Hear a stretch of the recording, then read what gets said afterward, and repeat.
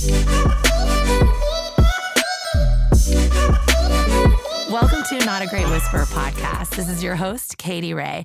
I am interviewing ordinary people living extraordinary lives. And that consists of people I meet who are amazing just doing what they love or living the life that they are meant to live. And today I have Karimah from Crafting a Fun Life with us, and we are going to really get to learn about her.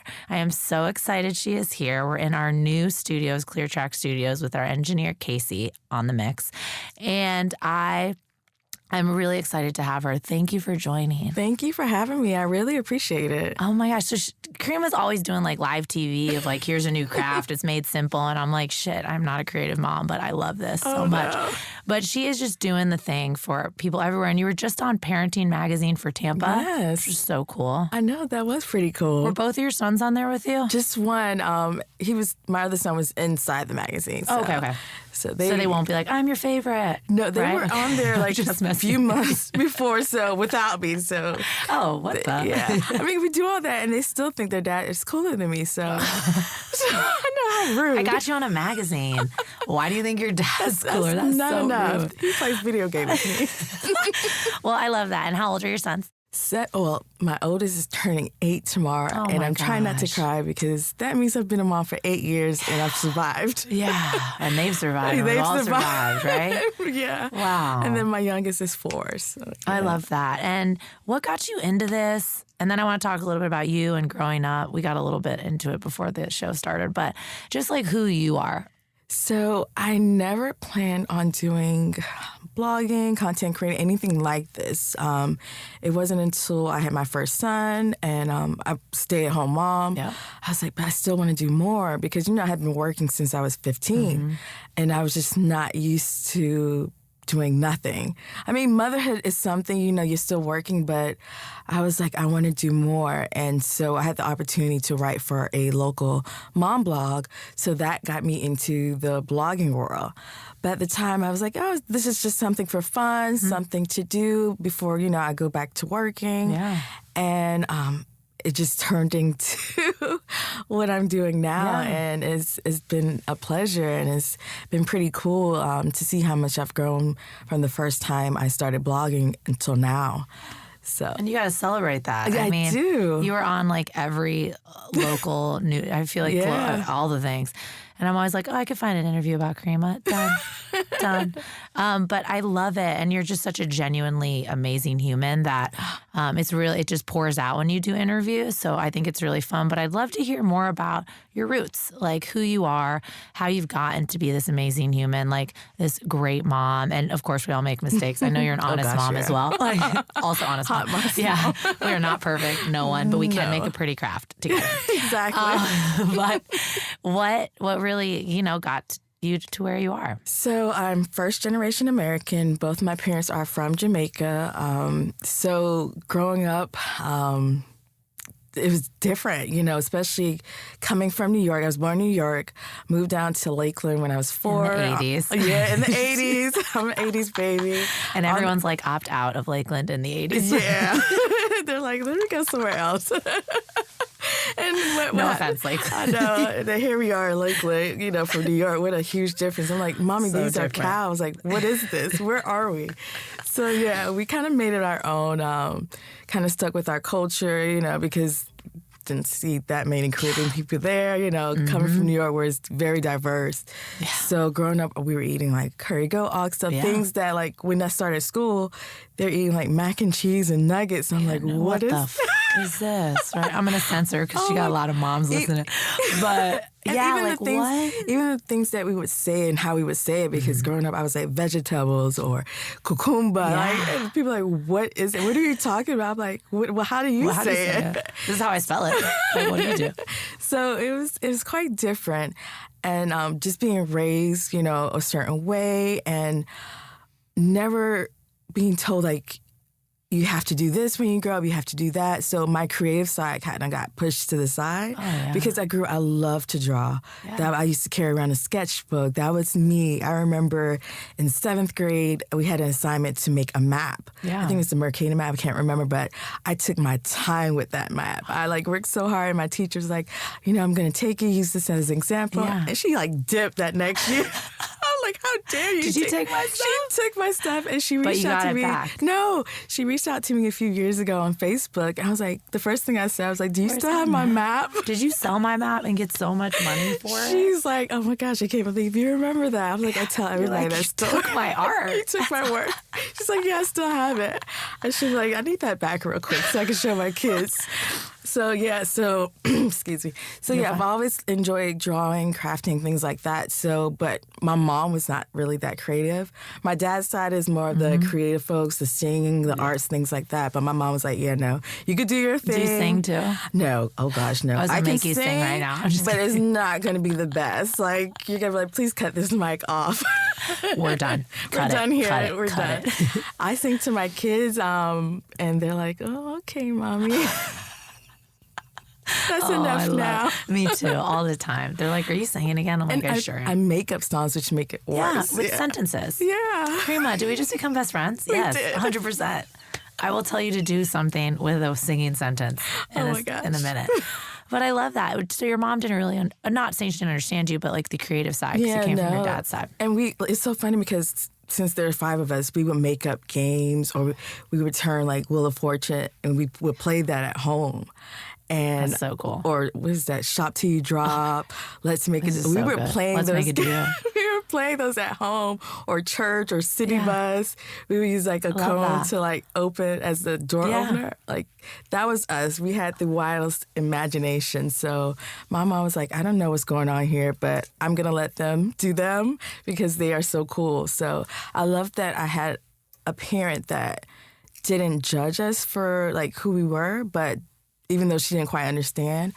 And I wanted to be that kind of mom, to encourage my kids to do what they love and not kind of push them into what I want them to be.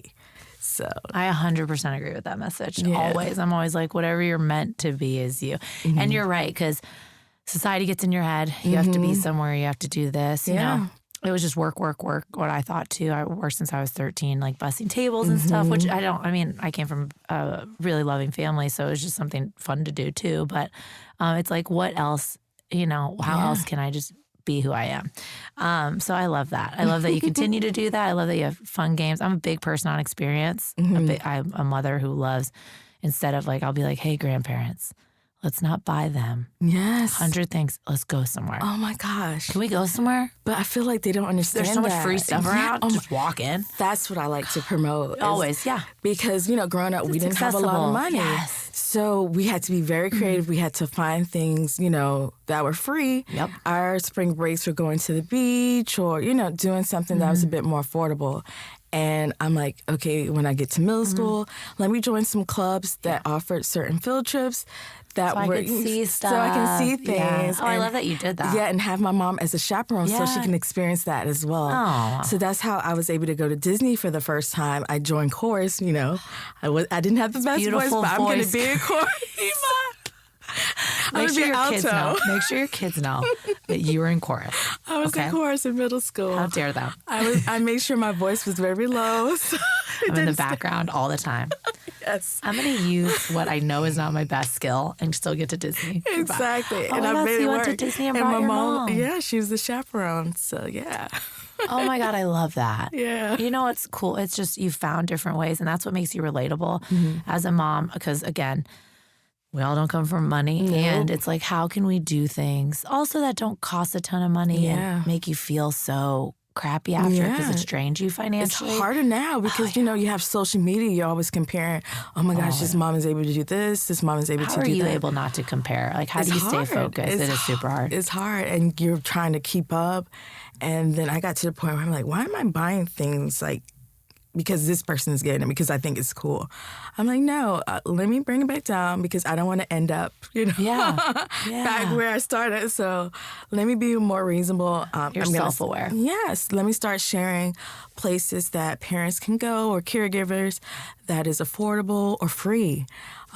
So even if they do it once a month or once a week, they have that option to make memories with their kids. Stay present and just be a part of something. And I'm telling you, experiences is totally my jam. Oh, gosh. I remember all the things we grew up doing. Even though we didn't have a lot, we always had fun. Yeah. Always had fun. Oh, my gosh. I was one of 4. And we would always, like a pillow down the stairs. Oh, my gosh. Yeah. I mean, we shared a 2-bedroom with 3-bedroom, and my brother got his own room, and me and my sisters had to share a room. We still had fun. We grab our favorite cassette tape from the hallway and go play some jams. Oh, my gosh. I said cassette tape to my millennial. No, I got one for you. So my grandmother had a record player. Yeah, okay, yes. I would sneak certain albums and play it when she was outside. Oh, yeah, because you can't really turn it that low. No. So she has to be literally out of the building. Exactly. Oh, my God. She was hanging up clothes. clothes. I was like, I want to listen to this one. So, yeah. So how do you get prepared for, like, your TV segments of being able to, like, spread your message quickly? Oh, my goodness. What is your, like, quickly message? It's just, like, simple, affordable crafts. Like, so I do a lot of crafts using recycled materials, whether it's cardboard, tissue paper, toilet paper rolls, things like that. And then, of course, I try to find ways to use scrap paper too. Yeah.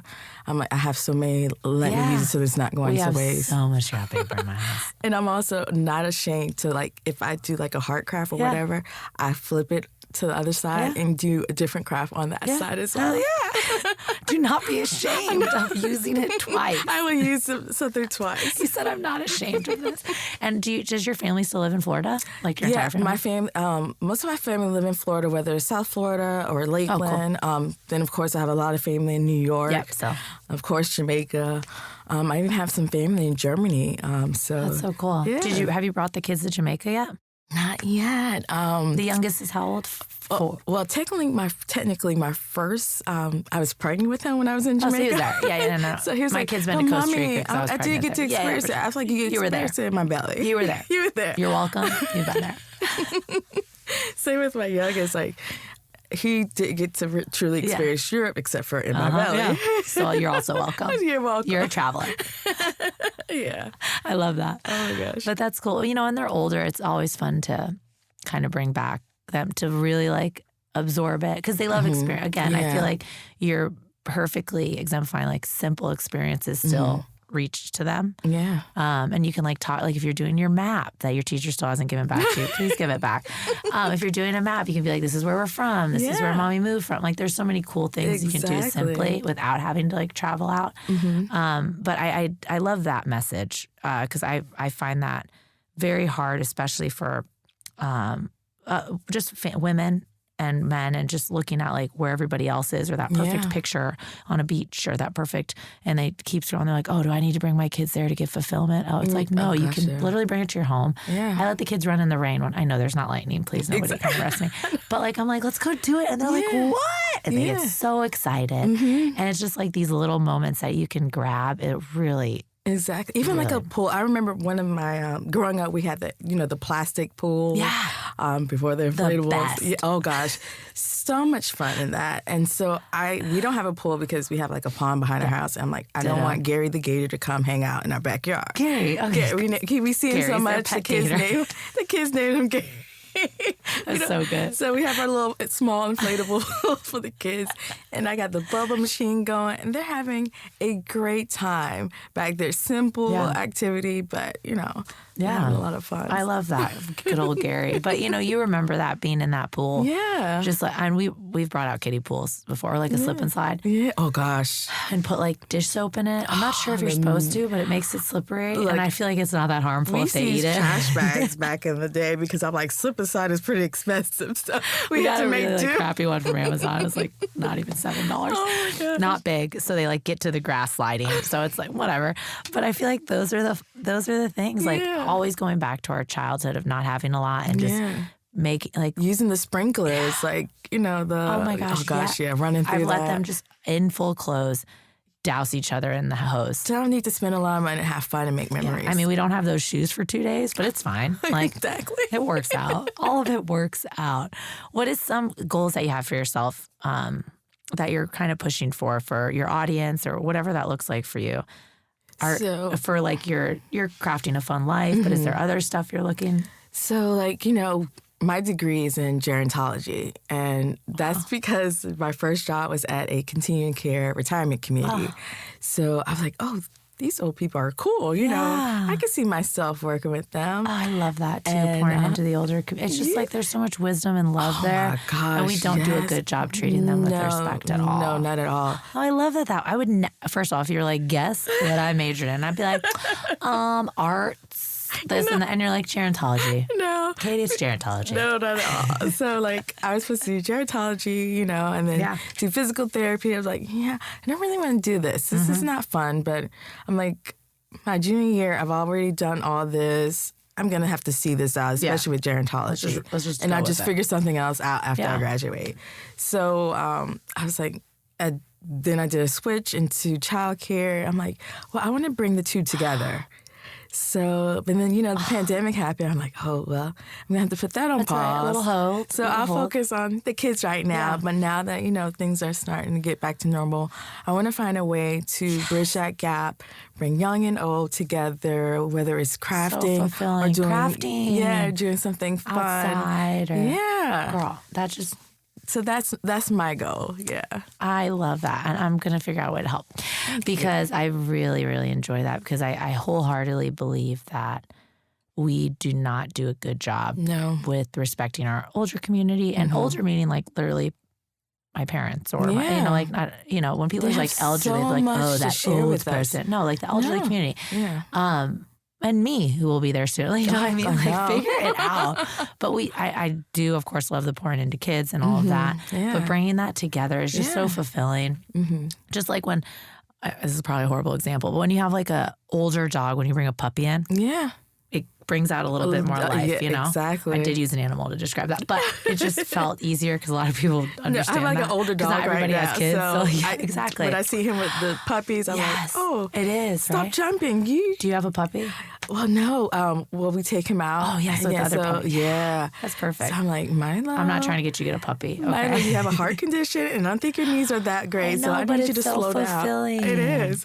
So I love that you're thinking of a way to really combine those both, and even starting in the elderly community with crafts, and then bringing like activities for kids. It's so cool. Yeah. Yeah, I love that. Thank you. I approve. Not that I would need to approve, but I totally approve of it. Thank you. So if I like to ask this question. If you were, because it's kind of like, okay, we're getting deep. But if you were to meet someone out on the street, how would you want them, how would you introduce yourself? And not like a typical networking introduction, but who are you at your core? I am what you call like a nurturing person. I love to take care of people. I've always been that way, sometimes to a fault where I kind of put myself on the back burner. Yeah. But for me, I will always do whatever I can to help you any way that, because I know what it's like. Mm-hmm. And I don't want anyone else to have that feeling of missing out or not being able to do anything. So if you meet me, how can I help you? How can I serve you? So that's how I want to be remembered. That's the way to live. And with my name, meaning generous, I have to live. Means generous? It means generous. I have to live up to that. Yeah, that'd be so shitty if you're a shitty person. I know. I'm so glad you are a good person because I'm like, wow. I'm like, Mom, you chose wrong. Mom, totally opposite. And I hate helping people. Thank you. No. Can we shorten my name now? Because I don't want to help people. Oh my gosh. That's really beautiful too. Because you like embody all of it. Thanks. I think, and you just genuinely live the message of what you're trying. Like, how can I help people simply? Like, people can just be able to do this, live presently with their kids, be able to just connect with them in ways we just lose with technology and stuff. Oh gosh, yes. And you're bringing the scrap paper out. Good luck. I'm making a tree. and I'm making all these boxes you have out there, whether it's cereal box, snack box, we're going to make something with it. Yeah. You throwing something out? Don't do it. Those waffles will go to use. You're going to a baby shower, birthday party, ask for that tissue paper. Don't be ashamed. I love that. Yeah, don't be ashamed. We're making something. We're going to make something with that. I do love that. And I think you've really found, however it branches out and stuff, but you've really found something that you get to stay true to your core. And I think that's really what life is about. You can have a 9 to 5, right? But as long as you're doing that stuff that pours your cup, like just so pour. Like if after the 9 to 5 you go and do something else, like as long and you're doing it as your job now, really. And I hate to say job because you do it so effortlessly of just like helping people, but it really is, right? You're able to get those sponsorships. You're able to really reach out. You're able to connect with the community so you can get people visits to this cool place for a discount, like stuff like that. And that's really fun. And I have to shout out my husband because, oh my gosh, he is amazing. Like when I do these things, people are like, well, who's watching your son? First of all, I can't. I can't. That question. Do you mean who is the dad available right now? Is the mom available? They're like thinking I have to pay like someone to babysit because he works from home. Yeah. So like those questions crack me up. Oh my gosh. But he's a huge supporter because he's very big. He knows who you are at your core. Yes. And that's we've been dating. I mean, we started dating when I was 20. God.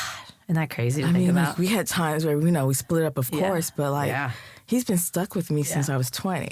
That's a long time. But I always am like, my husband will make fun of me when I'm like, oh my God, that person is awesome. He's like, here she goes, best friends coming in hot. I'll just be like, oh my God, I'm so fulfilled from that, but he know who I am. Exactly. Right. And that's really important for you because you need that person to believe in you. And I always say it doesn't complete you, but it like, the person that you're with or the friends that you're around, it's like it levels you up. Yeah, it gives you that boost. So with that support, you're able to really achieve what you want. You're able to be a part of the family. You're able to nurture the family. You're able to be that piece that like fulfills you. Exactly. Shout out. What's his name? Dane. Dane? Yeah. When we met, he's like the dog. I'm like, wait a minute. Are you a dog? Is that what you're saying? He was like, no. Like the Great Dane. I was like, okay, I'm done. You said, wait, are you telling me? So I have to explain. We met at the club. That's why I'm just like taken back. But when I told my parents. That's a horrible pickup line. I told my parents we met at a social gathering during homecoming week. It sounds better. Oh, yeah, it does. It does. Social gathering. Also the club. So if my kids come to me with that, I'm like, I know what you mean. People can't be meeting awesome people at the club anymore. It's super shady out there. Exactly. Look out for it. I got lucky. There's a Dane. There's a dog, the Great Dane out there for you. I love that. And, I think it's just showing people that life happens.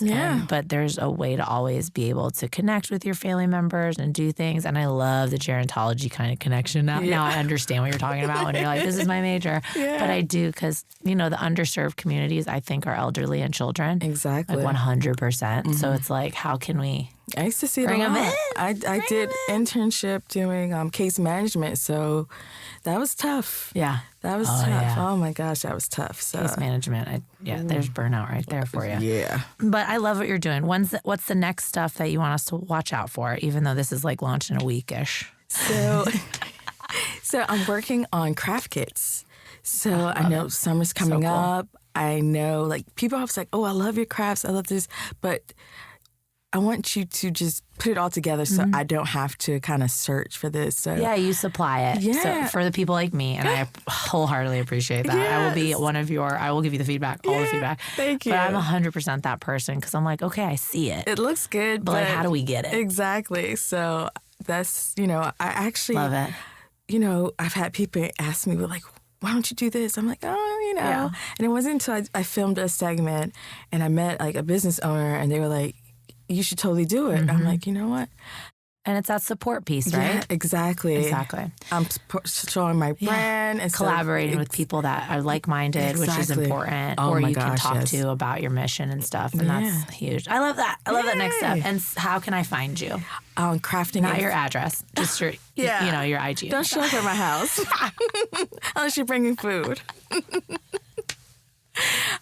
So my website is craftingafunlife.com, Instagram, Pinterest, TikTok is Crafting a Fun Live. Same with Facebook. Twitter, I'm not really on there, so don't even bother.